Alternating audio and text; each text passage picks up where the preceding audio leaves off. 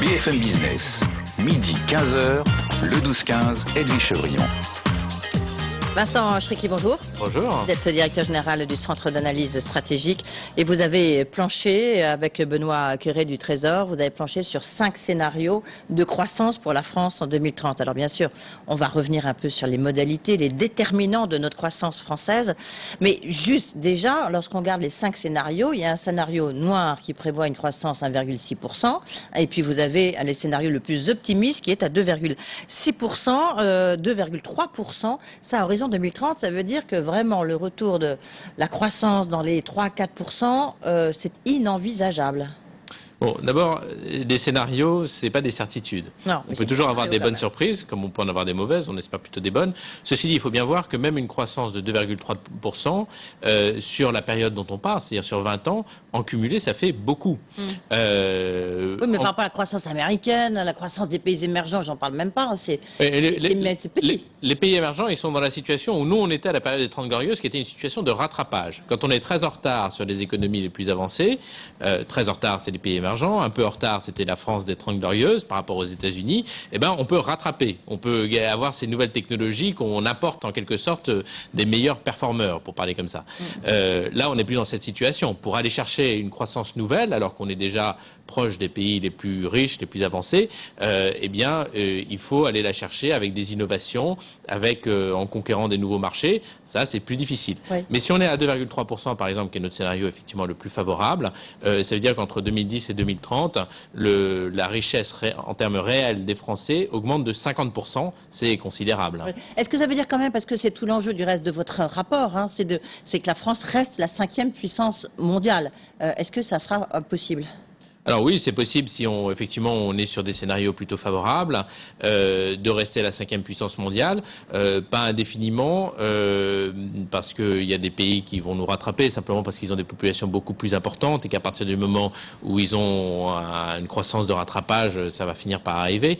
Mais la France peut tout à fait tenir son rang, évidemment. C'est d'ailleurs un des vœux qu'on forme, à condition de faire les bons choix de politique économique. Et c'est justement pour identifier qu'est-ce que c'est ces bons choix, qu'est-ce qui est important pour la croissance, qu'on a fait avec Benoît Cœuré de la Direction Générale du Trésor ce travail d'analyse. Alors, on va revenir sur ces déterminants. Quels sont aujourd'hui les déterminants de la croissance française ?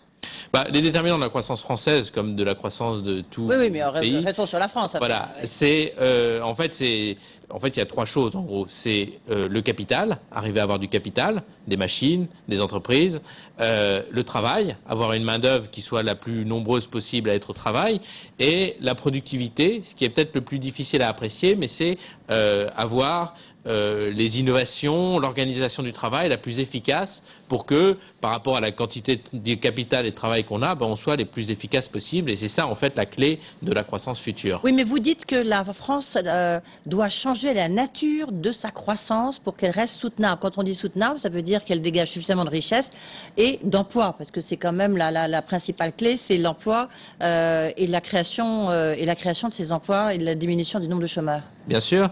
Un des constats qu'on fait au début du rapport, ça a été dit par un économiste, Padascopa, c'est que si on pense que pour retrouver la croissance, c'est dangereux de vouloir retrouver la croissance d'avant la crise, parce qu'en fait, ce qui a produit la crise, c'était un petit peu la nature de la croissance. Et c'est ça qu'on essaie d'étudier dans le rapport. Comment est-ce qu'on fait pour avoir une croissance nouvelle, tirer les leçons de la crise et se mettre sur le sentier d'une croissance durable.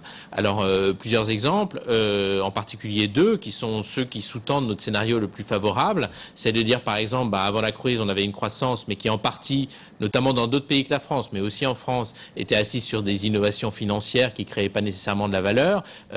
Ça, il faut arriver à dépasser ça pour avoir un mode de financement de l'économie qui permette que l'épargne soit mobilisée vraiment pour l'économie réelle. Ça, c'est un exemple de croissance durable par rapport à croissance pas durable. Autre exemple, c'est tout ce qui concerne la transition écologique.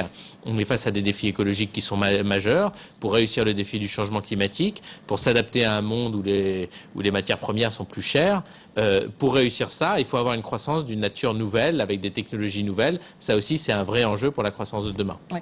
La France peut-elle rester une puissance industrielle ? Est-ce que c'est là la modalité de votre croissance, à vous, celle que vous avez définie? Est-ce que ça passe par le retour de l'industrie en France? Absolument. Alors le retour, ça c'est le retour ou pas le plus retour, difficile, mais en tout cas préserver notre base industrielle, ça je crois que c'est absolument indispensable.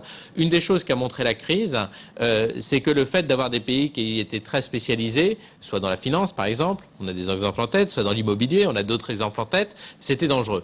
Parce que asseoir sa prospérité uniquement sur un secteur, le jour où ce secteur se retourne, vous êtes extrêmement exposé. Et en plus, vous bénéficiez pas de l'harmonie d'avoir différents secteurs qui s'alimentent et en particulier au plan industriel, d'avoir une industrie forte et des services fortes qui vont ensemble. Donc effectivement, un des enjeux qu'il faut vraiment relever, c'est d'arriver à conserver une base industrielle. On le fera avec des défis qui relèvent de la main-d'œuvre, avoir une main-d'œuvre formée aux nouveaux domaines d'activité et de croissance, et on le fera surtout à travers l'innovation technologique. Et par rapport à ça, il y a effectivement le sentier de croissance, il passe certainement par là.